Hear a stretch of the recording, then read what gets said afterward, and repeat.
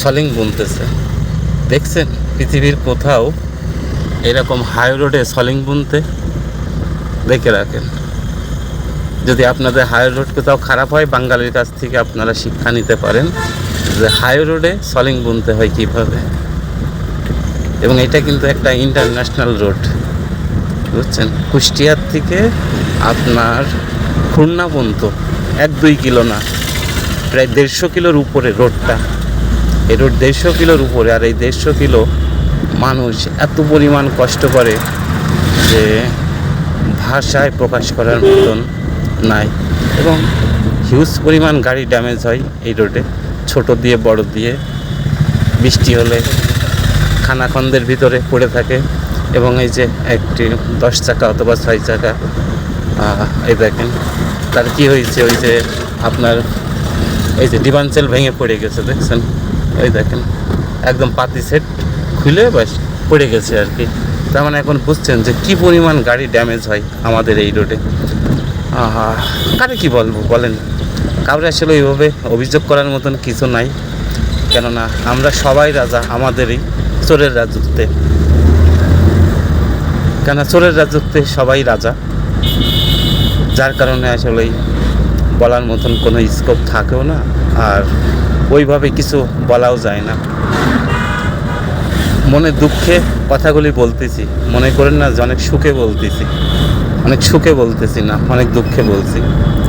রোডে দেখছেন পুরা মরুভূমি বানাই ফেলছে রোডের কাজগুলি। এই রোডে এত পরিমাণ গাছ ছিল এবং অনেক বড় বড়, রোডটা ছায়া থাকতো। এই যে এখন গরমের সময় আসছে, এই রোড এখন হাহাকার করে গরমের সময়। ধরেন একটা সুস্থ মানুষও অসুস্থ হয়ে যায় গরমে। এক রোড খারাপ, 2 হলো এই রোডে নেই কোনো গাছগাছালি।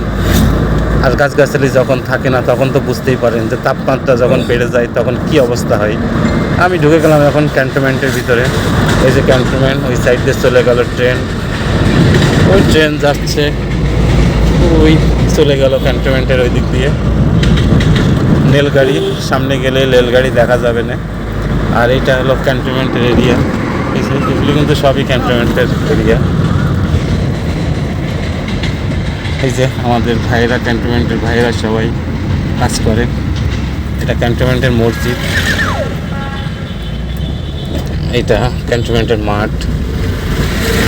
বুঝছেন কি দারুণ রোড আমাদের যশোর জেলায়।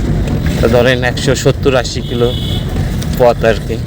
এই 170-80 কিলো পথ এত পরিমাণ খারাপ।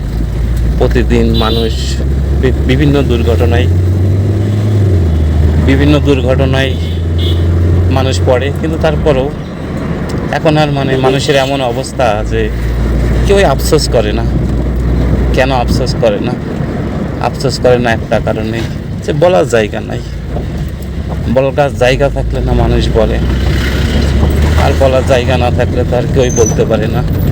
আশা করি আমি এখন যশোর শহরে যাচ্ছি এবং দীর্ঘদিন পর যশোরে মুভ করছি কাজের সুবাদে।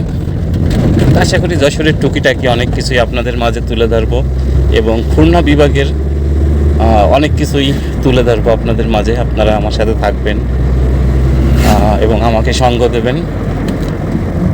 অনেক বড় বড় কিছু না পাইলেও ছোট ছোট অনেক কিছুই সামনে পাবেন আর কি, এটা বলতে পারি আর কি। এবং কতটুক দেখছেন একটা রোড পিচ ঢালাই করে, আর পিচ ঢালাই না করে সলিং করে। আমরা আসলেই যশোরের মানুষ কত হতভাগা, বুঝছেন?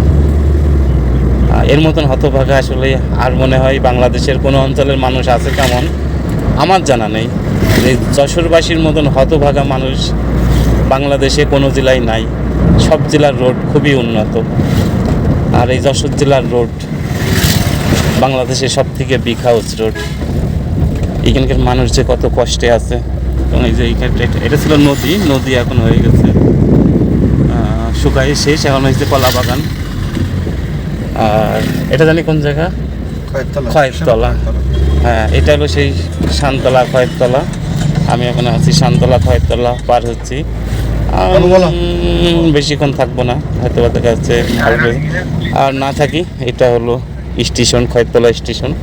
তা সবাই ভালো থাকেন, সুস্থ থাকেন এবং সবার জন্য দোয়া রইল, আমার জন্য দোয়া করবেন। আল্লাহ হাফেজ, আসসালামু আলাইকুম।